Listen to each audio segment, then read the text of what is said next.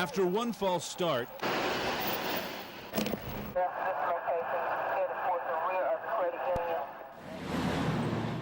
and another, it's on down here.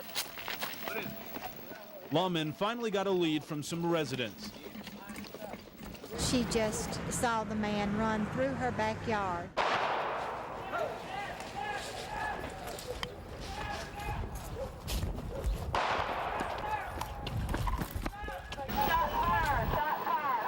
Police finally had their man.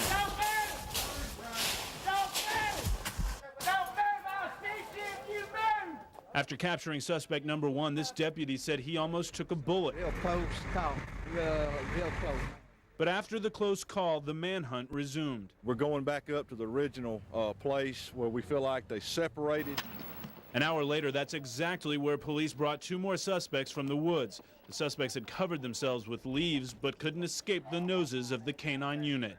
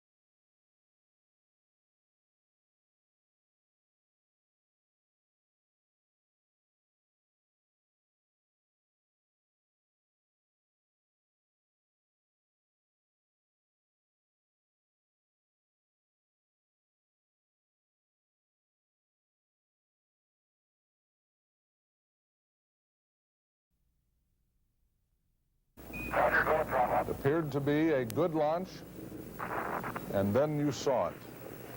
The Challenger disaster in 1986 propelled a search for a safer way to launch the shuttle.